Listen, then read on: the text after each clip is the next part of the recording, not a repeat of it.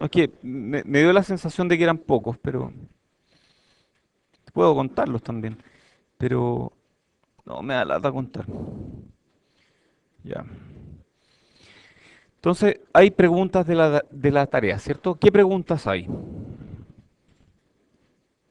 Oye, tuve un problema con el computador la otra vez, pero no sé si habrá grabado todo. Sí, sí, parece que grabó todo. Ya. ¿Qué dudas de la tarea hay? ¿Sí? ¿Cómo es tu nombre, perdón? Francisco.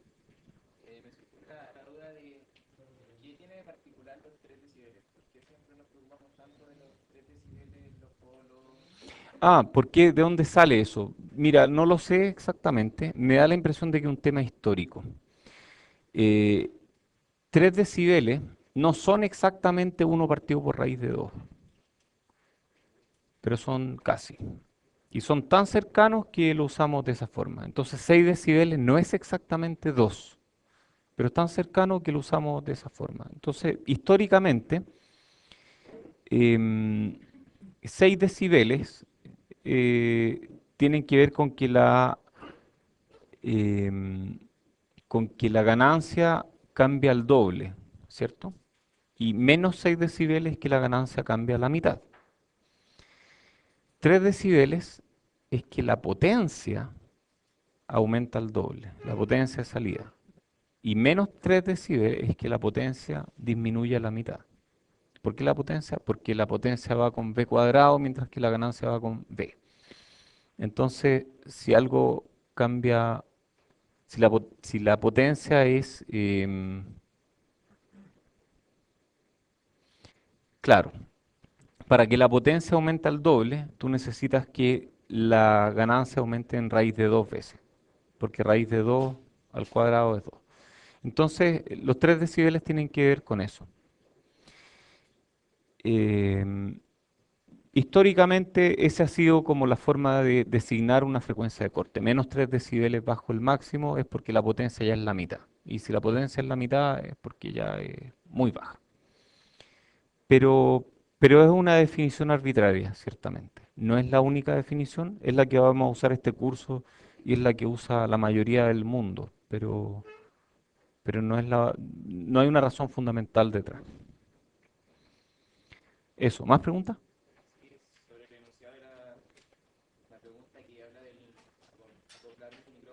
Ya, no me acuerdo bien cómo era, pero ¿qué dice exactamente?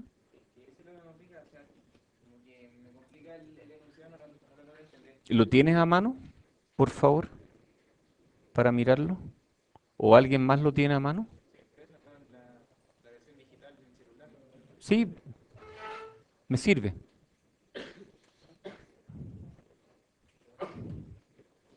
Gracias, muchas gracias. ¿Cuál es este? Capacitancia de acoplamiento. Entonces dice, considere un amplificador para un micrófono. El amplificador que tiene ganancia, entonces un amplificador para un micrófono, que tiene ganancia uno e impedancia de entrada infinita, Zin infinito. Yo ahí al tiro digo I igual cero. Debe ser alimentado con voltaje positivo y negativo. ¿Estamos bien hasta ahora, no? ¿Sí? Fuente simétrica o bipolar. Ah, no, perdón, y negativo ya. Entonces esto es más VDD menos VSS. Para ser capaz de amplificar señales positivas y negativas. Esta alimentación simétrica requiere de dos baterías y el micrófono produce una salida centrada en cero que tiene una impedancia de 1 kilo ohm. Entonces yo tengo un micrófono que está centrado en cero y 1 kilo ohm. Alambrito Delgado, alumno legendario de electrónica, ha estado desde el principio de los tiempos. Es un chiste, ¿ah? Que es como un alambrito delgado con el que uno conecta las cosas en el proto. Em, Se da cuenta de que o sea, además que hay alguien que se llama así. Espero que no me toque alumno eventualmente, porque voy a tener que cambiar los nombres. Se da cuenta de que oye, momento, yo tengo la menor moral para hablar de nombres y por lo mismo hablo de nombres, pues yo me llamo Ángel. O sea, en inglés nombre mujer, ¿se dan cuenta? Para mí es terrible. Pero bueno. tengo que tomármelo con humor y de la misma forma espero que alguien, si se llama Alambrito Delgado, se lo tome con el mismo humor. Ayer en el Starbucks yo me llamé Frankenstein. Eso fue muy divertido. Ya no importa. Alambrito Delgado, alumno legendario de electrónica, se da cuenta que podría alimentar el amplificador usando una única batería. Entonces esto va así normalmente. Va directo, va conectado directo y la salida está en torno a cero. Perfecto. Porque si yo le meto cero a la entrada y este amplificador multiplica cero por uno, me da cero a la salida. Está bien. Está perfecto. ¿Cierto? Alambrito Delgado se da cuenta que podría usar una pura batería de 9 volts. Entonces Alambrito pone 9 volts aquí y pone cero aquí. Alimentación unipolar empleando algunos componentes adicionales para definir un nivel de C de 4,5 en la entrada del amplificador y acoplar capacitivamente el micrófono a la entrada del amplificador. Oh, oh. Entonces Alambrito dice, ¿sabéis qué más? ¿Sabéis qué más? Si yo tiro esto aquí, tal cual, y este vale uno, la salida va a ser uno. Pero si este vale menos uno, la salida aquí no puede ser menos uno porque tenemos que la alimentación va hasta tierra. No puede pasar más abajo de tierra. Entonces ahí tenemos un problema. Entonces Alambrito Delgado dice, ¿sabéis qué más? Definamos un nivel de C aquí, definido externamente. ¿De acuerdo? El Alambrito Delgado dice que, ¿sabéis? Yo puedo poner un nivel de C ahí arbitrario. Y yo quiero que ese nivel de C sea 4,5 volts en la entrada del amplificador y acoplar capacitivamente el micrófono a la entrada del amplificador. Eso significa poner algo capacitivo entre medio. Entonces, estos dos, a ver, vamos a hacerlo con colores. Este de aquí tiene un cierto nivel de C. Este otro de aquí tiene otro nivel de C. Son niveles de C distintos, ¿de acuerdo? Totalmente diferentes. Para establecer el nivel de C en la entrada del amplificador, Alan usa un divisor de tensión resistivo, que es este que puse aquí. Entre los 9 volts y tierra, este divisor conectado a la entrada del amplificador va a cambiar la impedancia de entrada. Entonces, determine la impedancia de entrada del amplificador necesaria para que la pérdida por inserción, que es lo que ahora le llamamos atenuación por efecto de la carga, sea menor que 3 decibeles. Entonces, mi nuevo amplificador es todo eso. Ese es mi nuevo amplificador. Entonces, yo tengo mi entrada capacitiva y va a mi nuevo amplificador que va a tener una impedancia de entrada. Y lo que me piden aquí es determinar esta impedancia de entrada para que esa atenuación sea menor que 3 decibeles para todo el rango de, que no dicen cuánto es, para todo el rango de frecuencia. Probablemente, no sé cuánto será el rango de frecuencia. ¿Ah? Sí, pero esto va a tener una caída de una atenuación aquí. Probablemente puedo asumir desde 20 Hz, pero puede que no importe eso, asumiendo que este sea un capacitor muy grande. Luego dice, diseña ese divisor de tensión resistivo en la entrada para cumplir con el punto anterior. Entonces es muy sencillo. Yo asumo que este capacitor es enorme. Si el capacitor es enorme es como si no estuviera.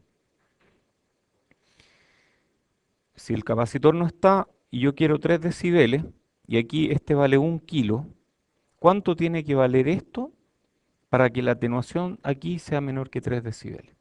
Y yo ahí puedo calcular este Rin equivalente. ¿De acuerdo? Va a ser el paralelo de esos dos. Pero yo calculo, sin mirar el paralelo, yo calculo cuánto es ese Rin equivalente. Menos 3 decibeles es 1 partido por raíz de 2. Entonces puedo hacer el cálculo fácilmente, ¿cierto? Si este vale 1 kilo y yo sé que VO va a ser R in ec partido por R in ec más 1 kilo. Y eso tiene que ser 1 partido por raíz de 2 de V in.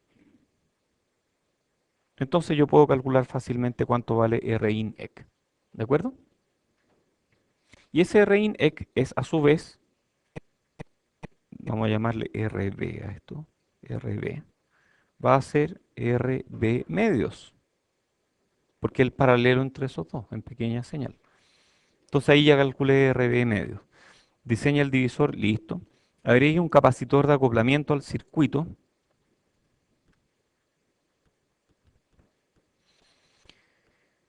Agregue un capacitor de acoplamiento y determine el valor máximo de la capacitancia para que la frecuencia de corte sea 20 Hz. Entonces tengo que calcular este filtro.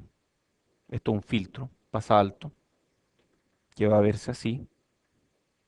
Yo quiero que aquí haya 20 Hz.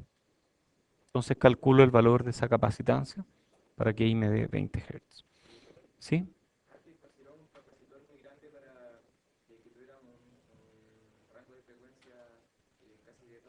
Claro. Y después calculo el capacitor. Después determina analíticamente la función de transferencia del circuito entero, que es fácil, es un pasa alto, donde este va a ser menos 3 decibeles, dado por esto, y justo ahí van a tener otros menos 3, entonces va a quedar menos 6 decibeles. Y después, simulación en Spice. Eso, sí. Décima. Sí, gracias. Por la buena voluntad, por la buena onda. No siempre voy a dar décimas por la buena onda, pero a veces es bueno. Ya, sí, hay pregunta ya.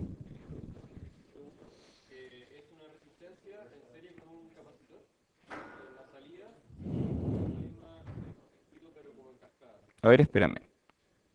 Vamos a verlo. Ejercicio uno. Entrada. Resistencia en serie con un capacitor. ¿Ya?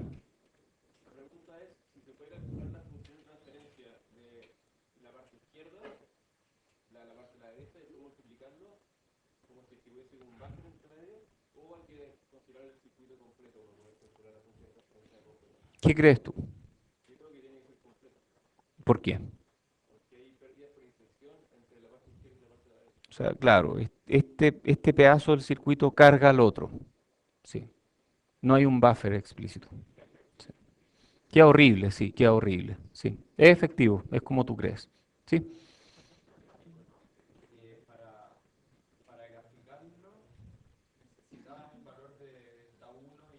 Sí, tienes que dártelo tú mismo. Sí, sí, porque no sabes cuál va primero. Sí, efectivamente, así es. Sí, sí, puede hacerlo arbitrario. ¿Sí?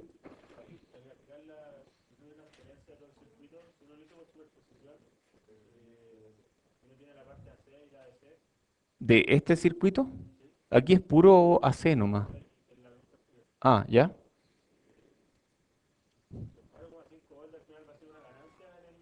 No, no es ganancia. No, porque esos quedan, este 4,5 acá se traduce en 4,5 acá. Entonces la salida va a estar montada en 4,5 volts. Pero la ganancia en realidad es la razón, o atenuación en este caso, es la razón entre estas diferencias y esas mismas diferencias en la entrada. O sea, las ganancias son incrementales. Incrementales en el sentido que calculamos incrementos de la salida versus incrementos de la entrada. Y eso es la definición de derivada. O sea, las ganancias son derivadas. Más de eso vamos a hablar hoy día. ¿Más preguntas? ¿Sí?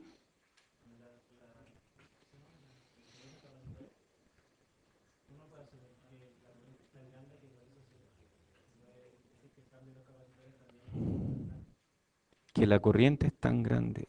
Sí, tú podrías tener corriente instantánea infinita. En la práctica eso no ocurre, pero en ese circuito, si no hay resistencia, sí, podría ser. Ya. Oye, esa pregunta es muy buena. Ya.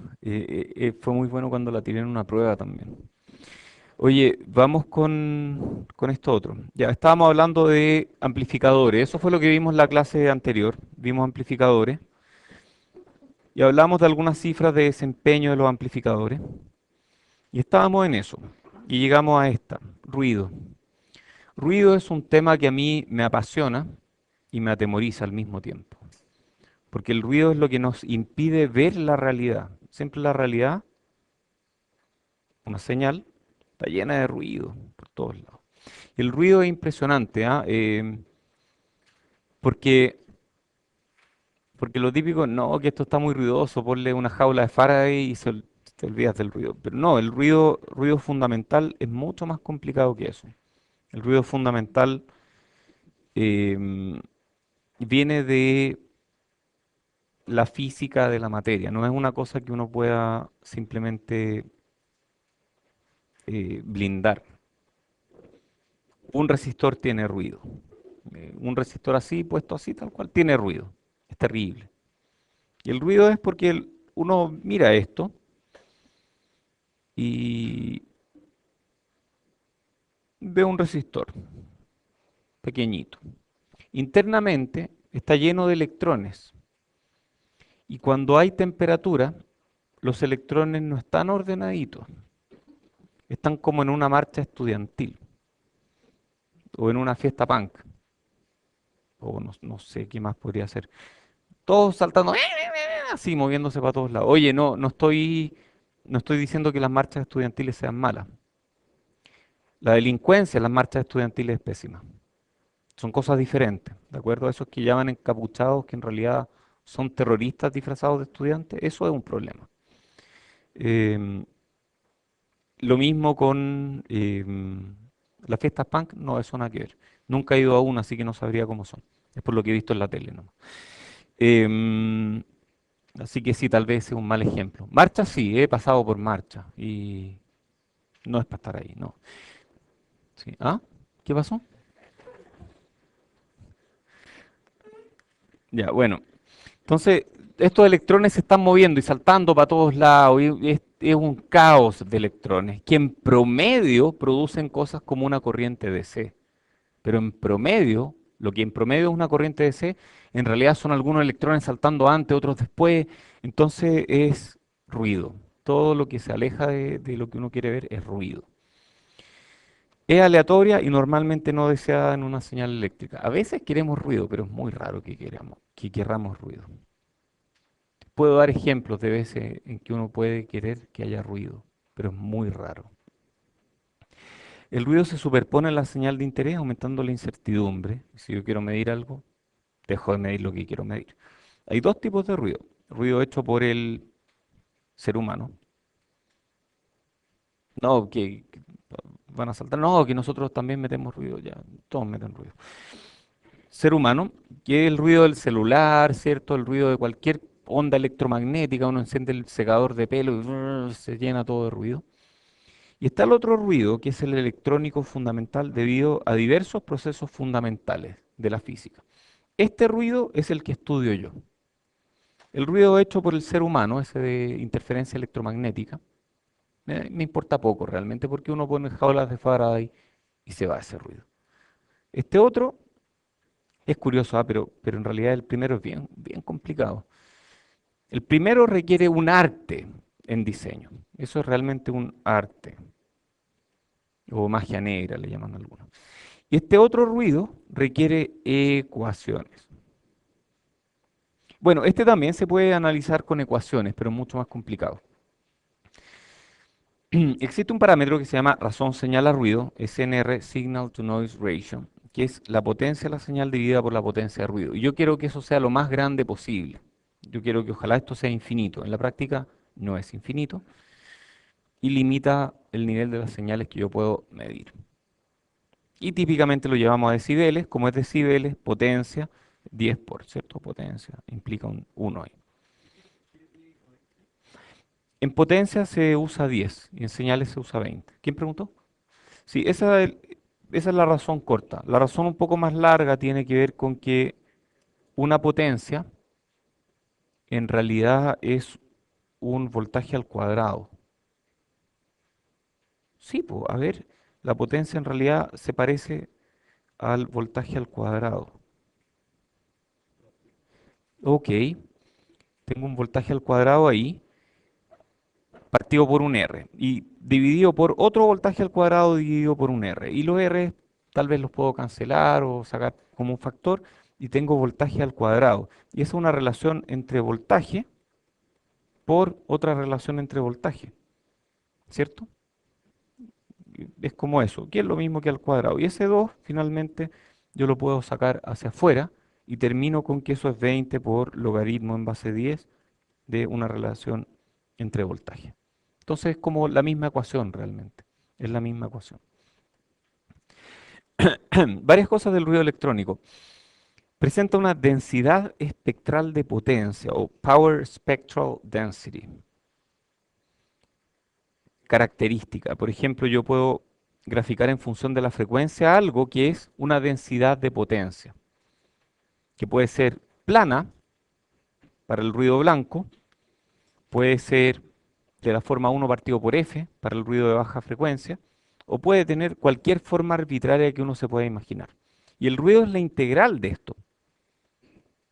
El ruido medido como potencia de ruido en volts cuadrado es la integral de eso.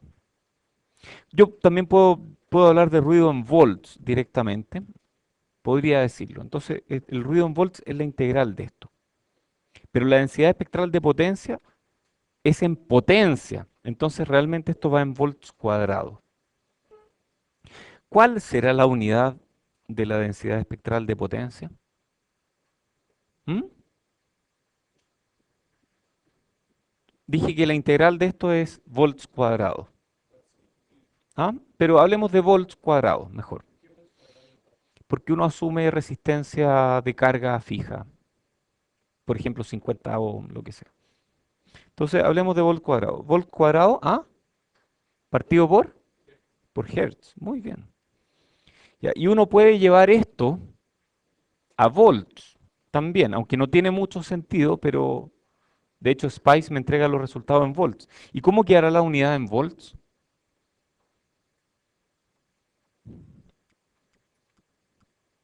Volts partido por qué?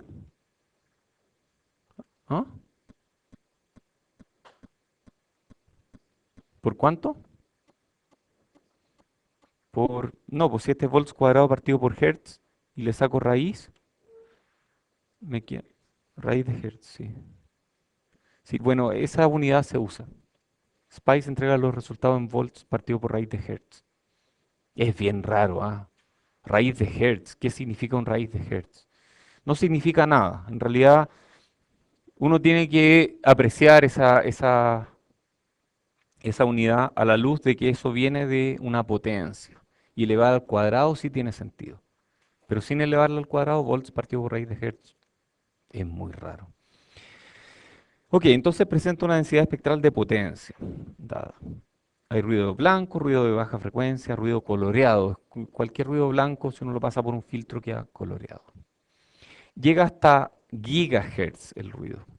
O sea, no llega hasta frecuencia infinita, llega hasta gigahertz. Hay dispositivos ruidosos, los resistores y los transistores. En general, cualquier cosa que disipa potencia es ruidosa. Cada dispositivo tiene un ruido y ese ruido yo lo puedo mirar en cualquier otro nodo. Entonces yo puedo referir el ruido de un nodo a otro nodo. Los ruidos de diferentes procesos no están correlacionados, por lo tanto se suman en cuadratura, se suman en potencia. Los ruidos se suman en potencia y las funciones de transferencia para los ruidos son funciones de transferencia al cuadrado. Entonces, si yo tengo HDS que me relaciona voltaje de entrada con voltaje de salida, cuando quiero manejar ruido, tengo que hablar de H cuadrado de S, que es como curioso. No vamos a hablar más de ruido en este curso. Tal vez hablemos un poco hacia el final. Ruido se ve en detalle en 3433. Hablemos de modelos de amplificadores, porque eso era el tema que nos estaba convocando en esta clase. Estábamos hablando de amplificadores, ¿cierto? Así son los amplificadores y queremos hablar de modelos. Y la verdad es que los amplificadores son re complicados porque internamente tienen un montón de componentes que incluyen alguna fuente dependiente. Porque la única forma de amplificar algo, la única forma de amplificar es tomar una copia de la entrada y multiplicarla por un factor mayor que uno. Y yo no puedo hacer eso con divisores de tensión, porque los divisores de tensión solamente me atenúan, no me pueden amplificar, a menos que tenga resistencias negativas. ¡Oh! Resistencias negativas. No, en Casa Royal no venden, no hay resistencia negativa, pero la resistencia negativa, entonces es un elemento activo. Qué loco, porque con elementos pasivos yo solo puedo atenuar. Entonces la única forma que conocemos de hacer una resistencia negativa es con elementos activos. Qué curioso. Ya, hablemos de otra cosa. Entonces, los amplificadores tienen un montón de componentes adentro, que en este momento no somos capaces de entender, pero si pudiéramos llevar el amplificador a su forma más simple, vista bien desde lejos, esa forma más simple es una resistencia de entrada, que puede ser infinita, una transconductancia efectiva, que le vamos a llamar Gm efectivo, y un Rout equivalente. Entonces, ese es mi modelo más simple de amplificador. Entrada, salida. ¿Preguntas de esto?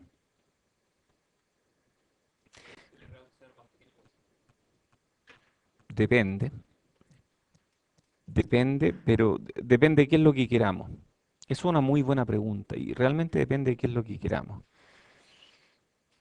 Los amplificadores de voltaje, por la forma en que funcionan, se parecen a Norton controlados. Entonces se parecen a esto, un GM efectivo y un Rout. Entonces la entrada pasa por una resistencia de entrada que puede ser infinito y luego ese voltaje en la entrada es convertido a corriente usando GM. Y luego esa corriente es convertida de vuelta a voltaje usando Rout. Y la ganancia de esto, VO partido por VI, ¿cuánto es VO partido por VI aquí? Si esto es GM por VI, GM pasa por ahí. Entonces ese voltaje de salida, ¿cuánto es voltaje de salida aquí?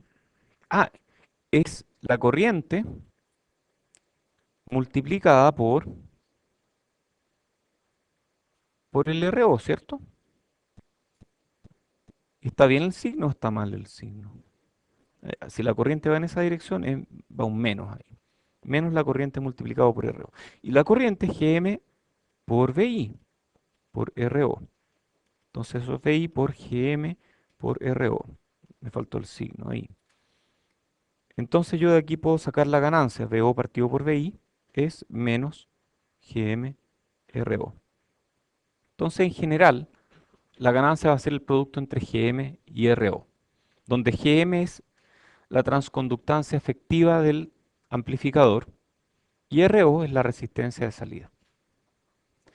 Insisto, este GM puede ser el efecto de un montón de elementos en el amplificador. Y este RO puede ser el efecto de un montón de otros elementos, así como el Rin puede ser el efecto de un montón de elementos. Pero si yo quiero concentrar todos esos elementos o los efectos de esos elementos en la menor cantidad de parámetros, tengo un Rin, un GM efectivo y un RO. Pregunta, si yo tengo un amplificador, esto es un amplificador em, teórico, no un amplificador en la práctica, ¿de acuerdo?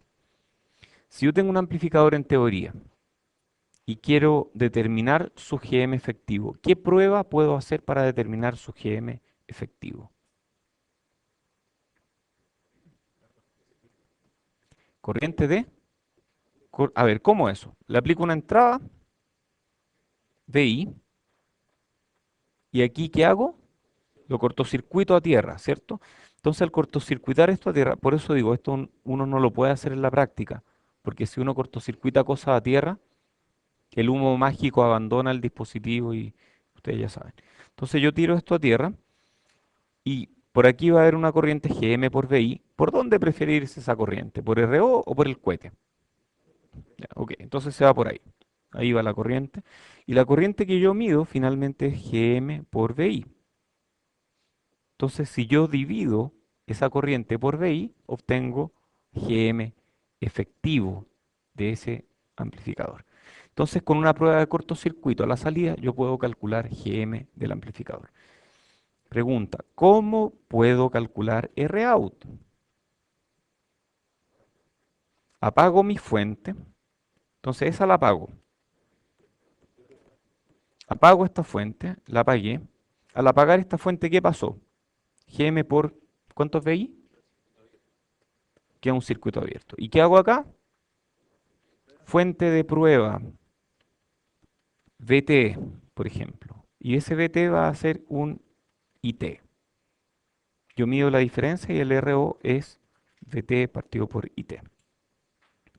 Entonces, con una simple prueba de apagar mi fuente de entrada, poner una fuente a la salida y medir la corriente, o al revés, yo puedo poner fuente de corriente y medir voltaje, da lo mismo, cualquiera de las dos, yo puedo medir la resistencia de salida. ¿Cómo mido la resistencia de entrada? Lo mismo, pongo una fuente en la entrada, ¿sí? La transconductancia es la habilidad. ¿Quién preguntó? ¿Nombre? Joaquín, que soy malo con los nombres. Es como la habilidad, voy a decirlo como habilidad, pero no es una habilidad, de un elemento de producir una corriente en función de un voltaje en otra parte. Entonces la transconductancia es realmente la propiedad de un transconductor. Y un transconductor es una fuente de corriente controlada por voltaje. Entonces la transconductancia es la propiedad principal de una fuente de corriente controlada por voltaje. ¿Y ahí cómo medimos resistencia de entrada? Fuente de prueba aquí. BT y T. Muy bien. Oye, siempre hay dudas de para dónde va la corriente. Entra, sale. Si yo me defino la fuente de prueba de esta forma, la corriente sale de la fuente y entra al elemento. Como si aquí hubiera una resistencia en la entrada. Muy bien. Entonces, con prueba sencilla. Y todos estos elementos, el GM, el RO y el RIN, son elementos incrementales. ¿Qué significa que sean elementos incrementales?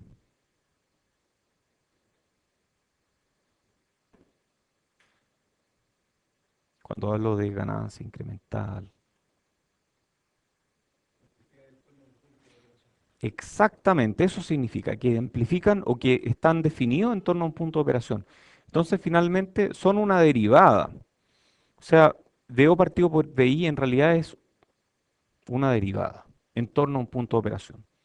GM, yo lo defino como la derivada de la corriente sobre el voltaje de entrada. Es una derivada. Si esto fuera lineal, yo puedo eliminar la derivada y me queda en torno a cero. Pero como esto está en torno a un punto de operación, la derivada es el GM. El Rout lo mismo. Yo digo VT partido por IT, pero en realidad se convierte en una derivada. Entonces todos estos son incrementales. Esto es un modelo incremental. Muy bien. Sí. Espérate, había una pregunta acá primero.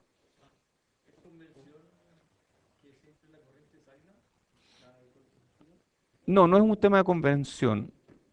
No, perdón, la de cortocircuito, si tú aplicas una fuente de prueba aquí, que la corriente sale o entre, eso sí es convención. En esta versión del curso vamos a hacer que la corriente entre, lo cual es bien raro, pero después van a entender por qué. Había otra pregunta antes, ¿sí?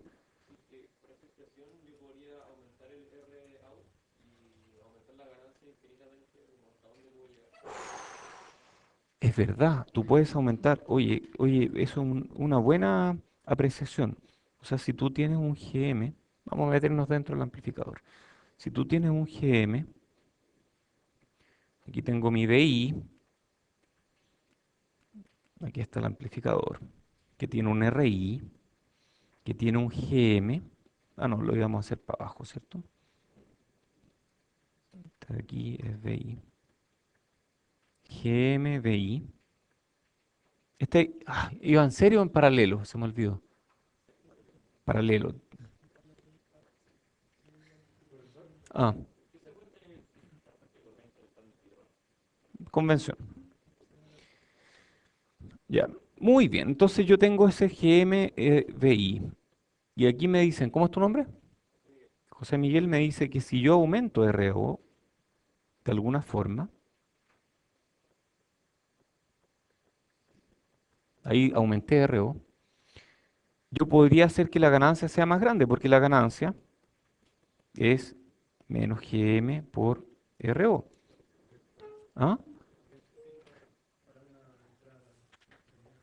Sí, pero es verdad, lo que dice José Miguel es verdad. Si es que yo aumento este RO, yo podría aumentar la ganancia.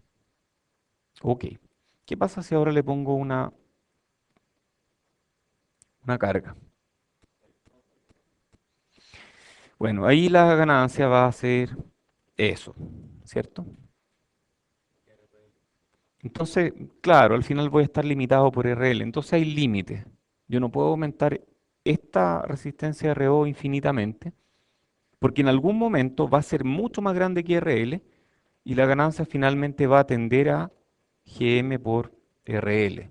Entonces da lo mismo cuánto me esfuerce a partir de un cierto punto en aumentar esto. Oye, y es divertido, ¿ah? Porque uno mira esto y esto produce una cierta atenuación aquí, ¿cierto? Yo veo la atenuación aquí. Aquí está.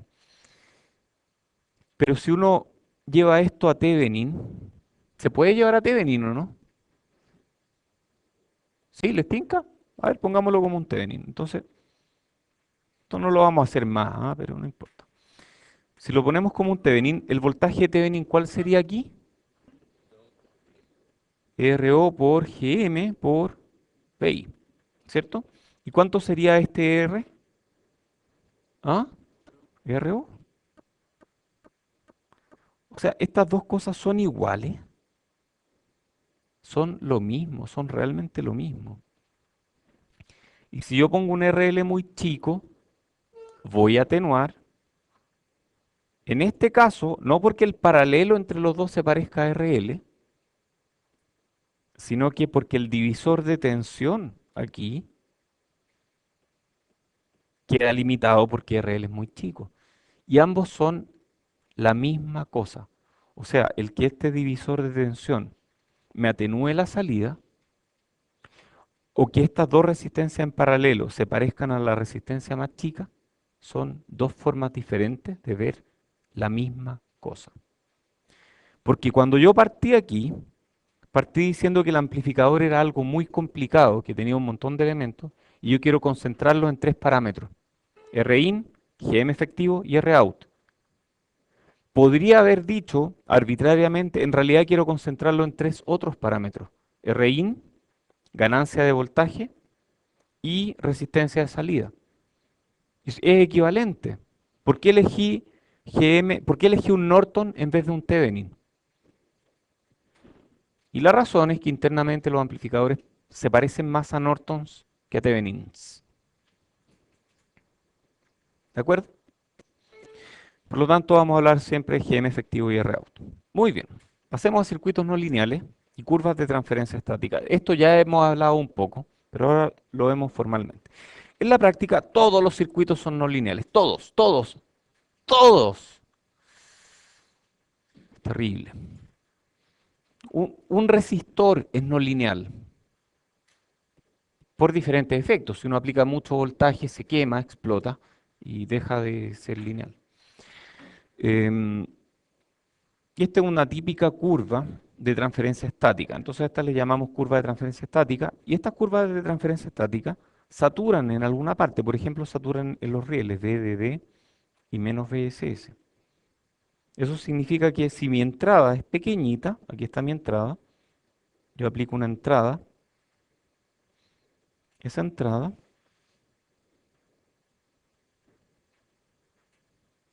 va a producir una salida. Pero si yo aplico una entrada muy grande que excede estos límites,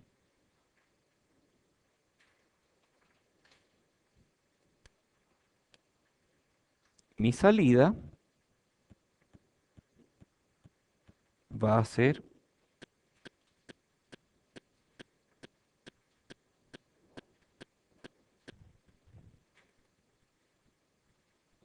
va a quedar limitada, ¿cierto? Y ahí la limitamos. Esa limitación ahí se le llama saturación, se le llama clipping y hace que la música suene como rock, porque es una distorsión no lineal. Y una distorsión no lineal que hace que si mi entrada aumenta al doble, mi salida no aumenta al doble. Eso es no lineal, eso es por definición una no linealidad. Eso produce, las no linealidades producen un montón de... ¿Qué le pasa al contenido armónico? Aumenta, ¿cierto? Si yo tengo una entrada que en frecuencia es un puro impulso, o sea, tengo un tono puro en frecuencia, y lo paso por una no linealidad, aparecen un montón de armónicos. Y esos armónicos le dan un colorido armónico al sonido que hace que una guitarra eléctrica, saturando a mango, porque el circuito no es capaz de amplificar hasta más arriba nomás, produce ese sonido sucio que suena bien, por alguna razón suena bien, ¿cierto? Qué choro eso, qué divertido. Ya, sigamos entonces. Curva de transferencia estática. Este es un término que vamos a emplear mucho. Ya lo hemos usado, de hecho. Sí, porque ahí usan la distorsión, ahí digamos que está el guitarrista con la guitarra eléctrica. ¿Cómo se dibuja una guitarra eléctrica? Eso es antes de golpearla contra el suelo, todo eso. Y eso va a un amplificador que intencionalmente tiene algo que lo sature. Entonces, de hecho, el guitarrista usa el pie en algo que llaman pedalera, que tiene un montón de cuadraditos. Cada uno de estos hace algo y están típicamente en cascada. Entonces, todo va conectado ahí. Y estos de aquí son los que producen saturación. ¿Qué otro efecto hay? Delay. ¿Qué será el delay? Como modelo, es un retraso, ¿cierto? Hay otros pero hay dos tipos, hay uno que es reverb y otro que es delay. Y el reverb es un retraso es un retardo bien curioso, porque el delay es como una copia de la señal retrasada en una cantidad de tiempo definida, mientras que el reverb es una cosa mucho más extraña. ¿Alguien sabe cómo se implementa un reverb en la práctica? Es con medios mecánicos, es un resorte que hace que la señal realmente quede como es muy divertido. Usando una canoa de resonancia, les llaman. Y uno las puede comprar y es una cuestión de metal que tiene un resorte al medio. ¿Sí? ¿Hay pregunta por allá? ¿El guagua hace que el sonido suene guá? Sí, no sé cómo lo harán realmente. No sé. Puede ser eso, puede ser, no lo sé realmente. Pero, pero es un efecto muy curioso, ¿ah? Y suena muy divertido. Yo tengo un guagua. Sí, oye, y hay más, pues, ¿han escuchado hablar de la compresión? ¿Qué es la compresión? Cuando está muy fuerte. Entonces tú podrías hacer, por ejemplo, asumiendo, vamos a asumir que la compresión sería un efecto estático, puramente estático. ¿Tú podrías definir una curva para la compresión? Si yo tengo voltaje de entrada, perdón, y voltaje de salida, ¿cómo sería la curva? Ese es uno, algo así, ¿cierto? Ah, perfecto. Entonces es como una ganancia variable. Si yo le meto una entrada grande, la salida va a ser grande ahí, pero si le meto una entrada más grande, la salida no va a crecer tanto. Entonces como que comprime, pero también le mete contenido armónico porque es no lineal, no lineal. Esta sí es lineal. Entonces, al ser no lineal, le mete contenido armónico y le da un color al sonido. Qué choro. Décima, gracias. Estuvo buena eso. Oye, qué lindo esto de la música, increíble. Ya, hablemos de curva de transferencia estática. Estática porque no depende de la frecuencia. Entonces, en general, todo es no lineal. Y para cualquier amplificador, uno puede definir una curva de transferencia estática que tiene entrada, salida y la ganancia finalmente yo la defino en un punto de operación. Entonces la ganancia realmente es en ese punto de operación la tangente de la curva estática. Puede ser negativa, ¿cierto? Puede ser negativa. Entonces la derivada en ese punto, la tangente en ese punto, es la ganancia. Entonces la ganancia realmente es como dBO a dBi evaluada en Q. Esa es la ganancia. Y si es negativa, lo único que indica es que hay un cambio de fase. Pero no es que sea malo. Negativa no es malo. Acostúmbrense porque muchas de las ganancias en electrónica son negativas. De hecho, la forma fundamental de hacer ganancias en electrónica es hacer ganancias negativas. Y eso no tiene nada de malo. Entonces aquí tenemos este diagrama que muestra, esto está malo, esto debería ser BI, ¿cierto? Entonces está BI, este BI en DC me define el punto de operación. Y encima de ese BI en DC monto un BI AC, que es mi señal. La señal es AC en torno a un punto de operación. Y la salida va a tener un VO en DC, que es de exclusiva responsabilidad del BI en DC. Y va a tener un VO en AC, que es de exclusiva responsabilidad del VO, del BI en AC. ¿De acuerdo? ¿Preguntas de esto? No hay preguntas. Esto es importante, el concepto es importante. Y entonces, el punto de operación Q está definido por el BI en DC y el VO en DC. Y variaciones en torno a ese punto de operación son mis señales de entrada, de salida. Oye, ¿cachan esto que estoy mostrando acá o no? Hay una pendiente. ¿Cómo sé yo cuándo deja de ser lineal esto? ¿Hasta dónde puedo estirar el chicle? ¿Podría decir que es lineal de aquí hasta acá? ¿Ah?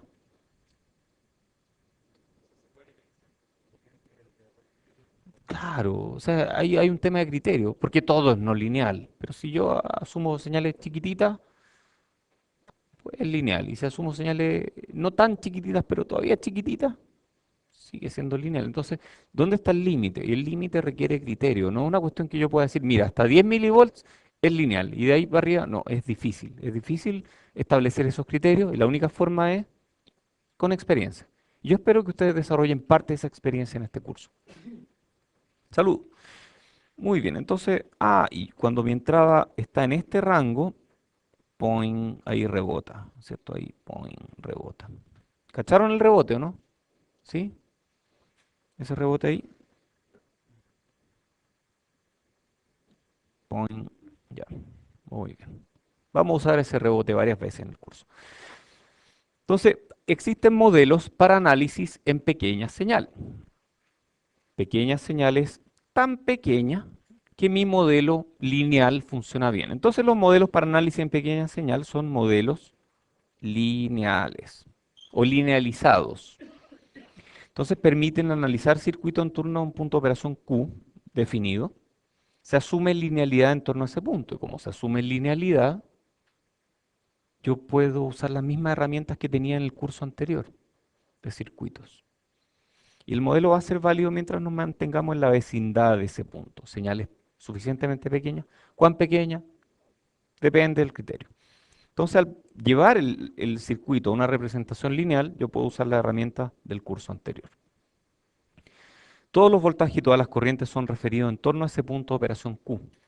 Y lo que me interesa son las variaciones, por lo tanto hablamos de modelos incrementales. Por lo tanto, los modelos para análisis en pequeña señal que me linealizan el circuito son modelos incrementales en el sentido que capturan lo que ocurre en torno a un punto de operación y pueden ser definidos por derivadas. ¿Preguntas de esto? Entonces requieren linealización. ¿Sabes lo que es linealizar algo, no? Aproximarlo por la tangente. Muy bien. ¿Y hay alguna otra forma de hacerlo? Por ejemplo, si uno tiene una ecuación complicada que dice, por ejemplo, BO igual F de BI, donde F es A por BI, no, perdón, digamos que es un A más B por BI más C por BI cuadrado más D por BI cubo más... ¿Cachan eso, no? Taylor es una expansión de Taylor, que no es la única forma de expandir una señal o una función en general. Ya, y usando Taylor, ¿cuál sería la ganancia de este circuito? B, ¿cierto? Exactamente, es B. Y lo demás se va, uno se olvida de los demás términos, que son pequeños en la medida que mis señales sean muy pequeñas. Pero cuando las señales son muy grandes, esos términos pasan a tomar relevancia. Entonces, ¿cómo linealicemos? Aproximamos el punto, perdón, la función en torno al punto de operación. Modelo obtenido mediante una serie de Taylor truncada al primer término, entonces estos de aquí se van, y yo después hago f de x menos f de q, donde q es el punto de operación, es igual a f' de q, el 1 factorial, 1, gracias, por x menos q. Perfecto. X menos q, si x es mi entrada y q es mi entrada en el punto de operación, x menos q es como un delta de mi entrada, ¿cierto? Y f de x es mi salida y f de q es mi salida en el punto de operación. Entonces, es como un delta fx, ¿cierto? O algo así. Entonces, finalmente, yo puedo definir la tangente. Ah, y esa es la ganancia en torno al punto de operación. Como que ahí queda más claro, ¿no? Al mirar la ecuación. Y eso efectivamente correspondía al término B aquí. Muy bien. Oye, entonces, esta es una receta de cocina que vamos a usar un montón en el resto del curso, pero se las voy a introducir ahora para que la conozcan. Primer punto, determinar voltajes de nodo y corrientes de rama en el punto de operación. Entonces, uno determinando los voltajes de nodo y las corrientes de rama, uno determina todas las propiedades del circuito en ese punto de operación. Segundo punto, encontrar los modelos de pequeña señal en torno a Q para todos los dispositivos del circuito. Entonces vamos a ver que, por ejemplo, este transistor, ¿cuál es la ganancia, perdón, este amplificador, ¿cuál es la ganancia de este amplificador? Depende, eso es muy importante. Si tengo este punto, la ganancia va a ser otra. Entonces, la ganancia depende del punto. Entonces, yo me sitúo en este punto de operación y para ese punto calculo la ganancia. Y esa ganancia va a ser mi modelo de ese amplificador. Entonces, encuentro el modelo en torno a ese punto de operación. Después apago las fuentes independientes de C, que eso es lo mismo que correr el origen al punto de operación, sustituyendo las fuentes de voltaje por cortocircuitos, cortocircuitos, y las fuentes de corriente por circuitos abiertos. Reemplazo los dispositivos no lineales por modelos de pequeña señal, y esos modelos capturan las variaciones, son modelos incrementales. Es posible eliminar algunos componentes y luego analizo como si fuera curso de circuito. Impedancias incrementales de nodo o impedancias de entrada y salida. Ya hablábamos de esto. Muy relevante al conectar bloques en cascada. La salida de este bloque se ve cargada por el bloque siguiente, por lo tanto aquí se produce un divisor de tensión. Este es un ejemplo, amplificadores de voltaje en cascada. Y aquí esta atenuación yo le llamo atenuación por efecto de la carga.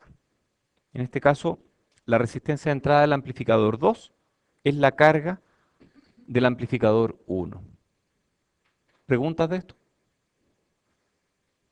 Ustedes saben calcular este divisor de tensión, ¿cierto? O sea, ustedes podrían decir cuánto es la atenuación aquí. ¿Sí? ¿Está bien? Cálculo de impedancia de nodo. Esto ya lo han hecho. Tal vez no vale la pena que lo miremos aquí. No, no hay así como mucho tiempo. Pero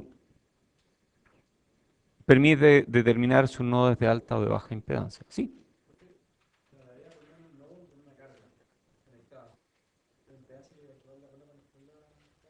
depende cómo te lo pregunten. Pero si tienes la carga y te preguntan cuál es la impedancia de este nodo, como está dibujado, entonces la carga es parte de la impedancia del nodo. Sí. ¿Sí?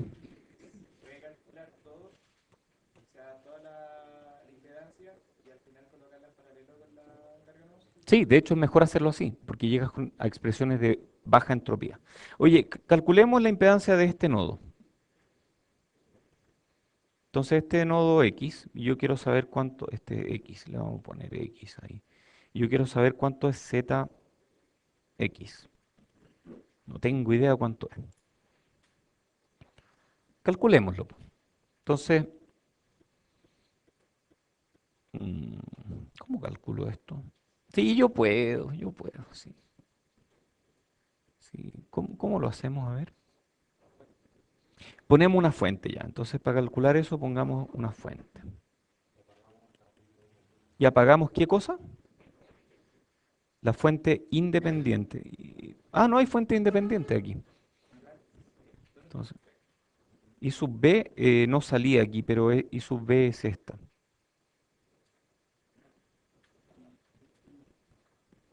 Entonces no hay fuentes independientes, hay solo fuentes dependientes.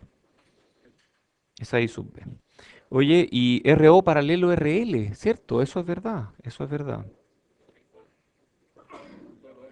Con todo esto que está acá, entonces yo puedo calcular que entonces yo puedo como omitir el resto de cosas y yo puedo calcular inmediatamente que estos dos están en paralelo, porque de hecho están en paralelo.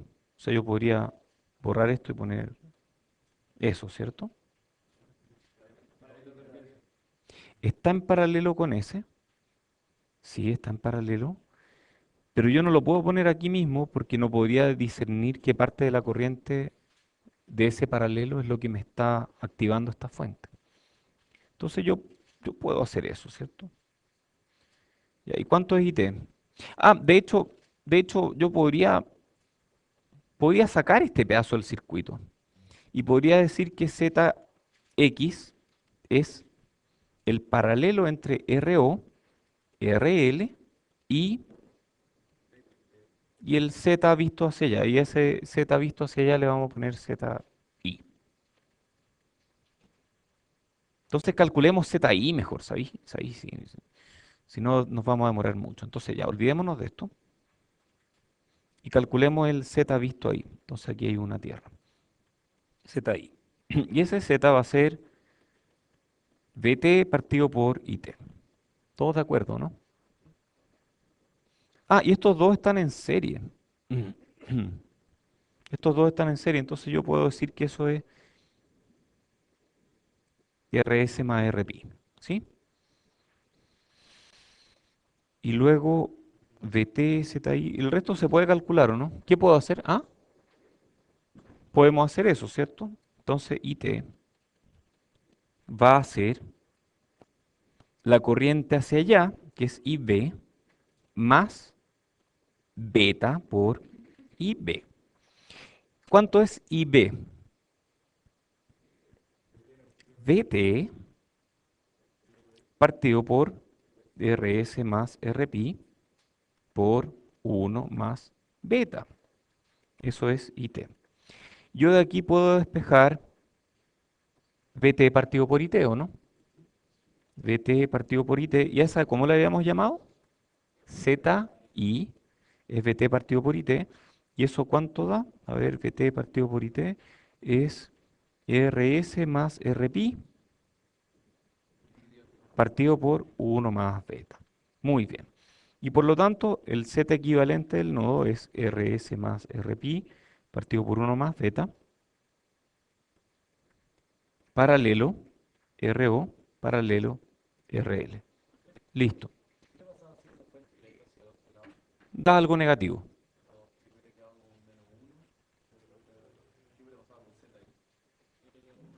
lo que dice la matemática, tal cual. Oye, esta es una predicción catastrófica. La mitad de ustedes no va a saber hacer este circuito hacia finales de este curso. Es terrible, pero es invariable. Eso no varía mucho semestre a semestre. No sé, no sé. Fíjate que no sé. Porque lo peor es que esto se ve tan fácil, así como lo hice yo, se ve tan fácil que la gran mayoría de ustedes va a decir, no, yo ya sé hacer eso y no lo van a probar. Y después se les va a olvidar hacerlo y cuando llegue la prueba no van a saber hacerlo. No me pregunten cómo aprendí esto. Ya pregúntenme. La experiencia es el mejor maestro. A mí me pasó. A mí me pasó, yo me acuerdo clarito, me pasó con linealización. Uy, esto es tan fácil linealización. Llegó la prueba, este es el problema fácil. ¿Cómo era? Ay, que Taylor, hasta el día de hoy me acuerdo. Es terrible. Es que fue un golpe a mi orgullo, porque, no sé, po, era algo fácil y ese fácil me resultó en una baja en mi nota. Es terrible. Ya, oye, este otro concepto que es súper importante en electrónica, que es respecto de los nodos y la impedancia que se ve en el nodo, esa impedancia incremental. Estas son impedancias incrementales. Existen nodos de baja impedancia, existen nodos de alta impedancia. Los nodos de baja impedancia son los nodos porfiados que mantienen su voltaje y que yo necesito una gran corriente para alterar ese voltaje. Y de la misma forma, esos nodos de baja impedancia son capaces de entregar grandes corrientes. Los nodos de alta impedancia, en cambio, son nodos muy dóciles, que basta con que yo les meta un poquito de corriente, ya cambian su voltaje. Entonces hay ejemplos de nodos de baja impedancia. Em, Léanse esta lámina, véanla con cuidado, pero ese es el concepto. Y esa impedancia de nodo es una impedancia incremental. ¿Por qué una impedancia incremental? Porque, por ejemplo, imagínense que yo tengo un Thevenin.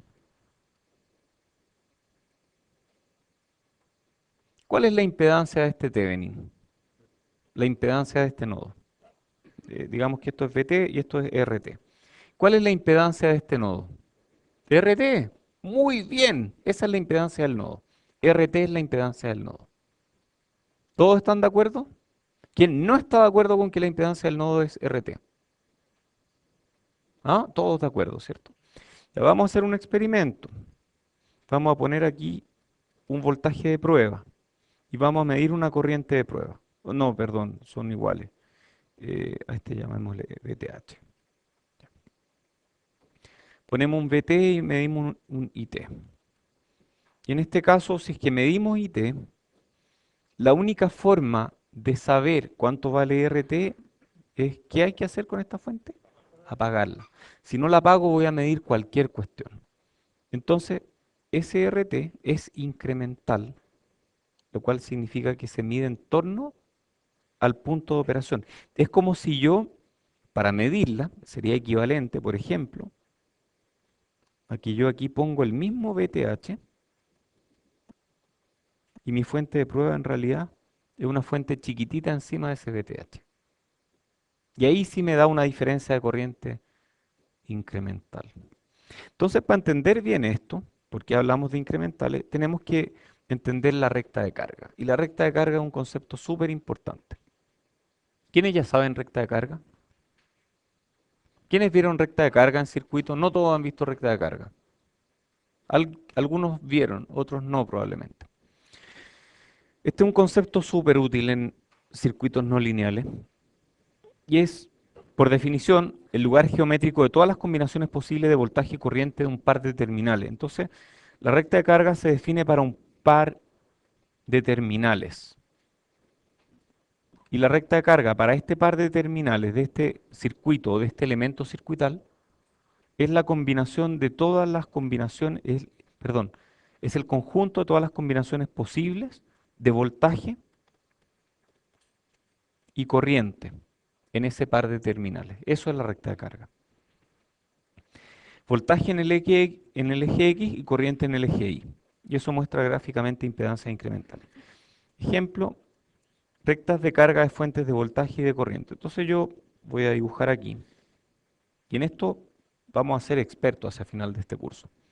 Voltaje en el eje X, corriente en el eje Y. ¿Cómo será la recta de carga de una fuente de corriente constante? Ahí. Esa es una fuente de corriente constante. Te entrega un voltaje, da lo mismo que voltaje, pero siempre la misma corriente. ¿Cómo es la recta de carga de una fuente de voltaje constante? Es vertical. ¿Cómo es la recta de carga de una resistencia? De acuerdo. La pendiente, en este caso, es 1 partido por la resistencia o la conductancia, ¿cierto? Bueno, esto es súper útil en este curso. Entender esto es súper, súper útil.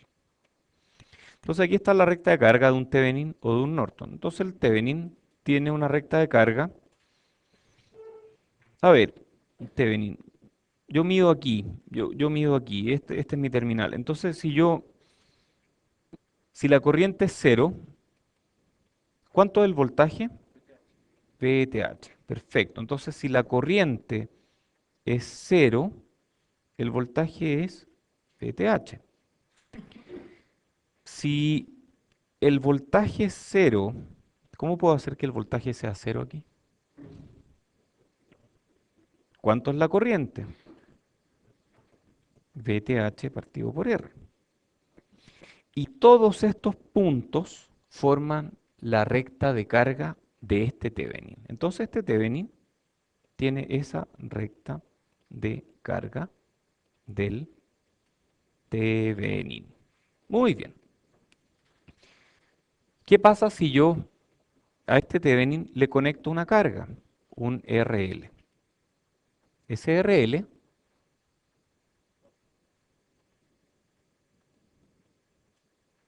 oye, qué divertido, porque este Thevenin tiene una pendiente aquí, y esa pendiente es menos 1 partido por el R de Thevenin.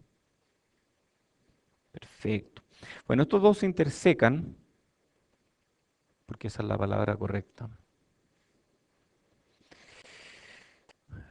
Estoy tan tentado en decir intersectan, pero no es lo correcto. Se intersecan ahí, en ese punto. Y ese punto es ese punto de voltaje y esa corriente que está circulando en ese momento. Y si yo aumento RL, ¿qué le pasa a esta pendiente? Se vuelve más chica. O sea, RL crece en esta dirección. Si RL crece, mi salida se acerca cada vez más a VTH. Si RL es infinito, mi salida es VTH. Si RL decrece, RL decrece, me muevo en esa otra dirección y cada vez me aproximo más a voltaje cero, corriente máxima. Oye, qué divertido, ¿eh? Porque, ¿cuál es la corriente que está recibiendo RL aquí?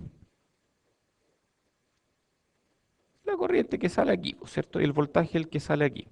¿Cuál es la potencia de RL? Producto. Ah, el área, perfecto. Entonces esa es la potencia. Oye, ¿y cuál de estos rectángulos será el de mayor potencia? Ahí, ese rectángulo es el de mayor potencia cuando estoy en la condición de máxima transferencia de potencia. Como que uno ve cosas en la recta de carga que uno de otra forma no vería tan fácilmente. Qué choro esto. Qué buena. Ok, miremos la recta de carga de un Norton. Ah, pero el Norton es igual a un Thevenin, entonces tiene la misma recta de carga. Aquí este se llama IN y este otro, ¿cuánto será? IN por RN. Listo. La misma cosa, sí. Matemáticamente son lo mismo. Muy bien. Oye, ¿y qué pasa si le conecto el Norton, por ejemplo, a una fuente de voltaje fija? ¿Cómo lo miro aquí? ¿Ah?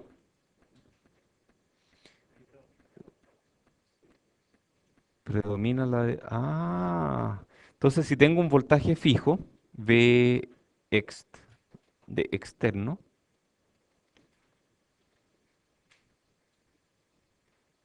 voy a estar ahí, en ese punto. ¿Sí? ¿Qué pasa si el voltaje externo es muy grande? Por ejemplo, está aquí.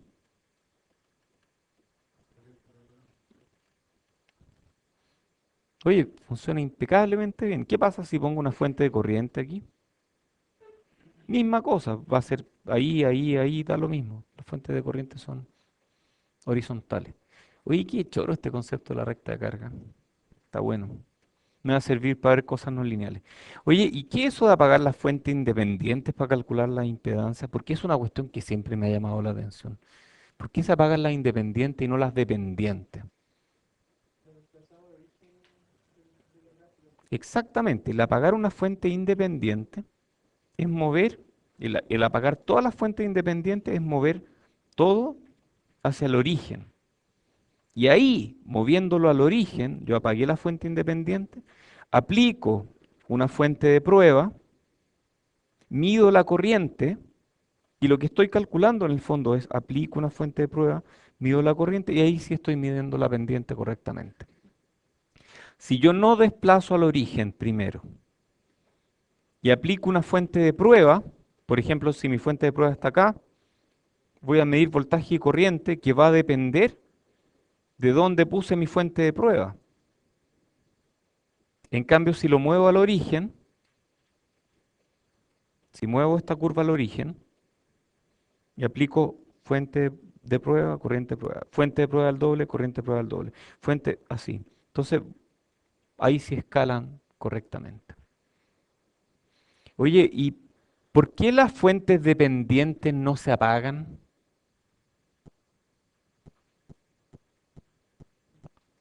¿Por qué no puedo apagar una fuente dependiente? Puede ser eso, puede ser, ah, tengo reunión, lo cual significa que se acabó la clase, pero les contesto, no, no, se nos va a olvidar. Oye, las fuentes dependientes no se pueden apagar, porque las fuentes dependientes incluyen información de las pendientes. Fuentes dependientes incluyen info de las pendientes. De hecho, lo último que digo hoy día, por eso son dependientes, claro. Lo último que digo hoy día, un R es una fuente dependiente. Es un caso de una fuente dependiente que me dice, mira, la corriente que hay acá va a ser dependiente del voltaje que hay acá según una constante. Es un caso especial de una fuente dependiente. Y si yo apagara las fuentes dependientes, tendría que apagar las R también. Eso no corresponde. Dejémoslo aquí. Los dejo con esa inquietud. Gracias a todos por venir. Nos vemos el miércoles.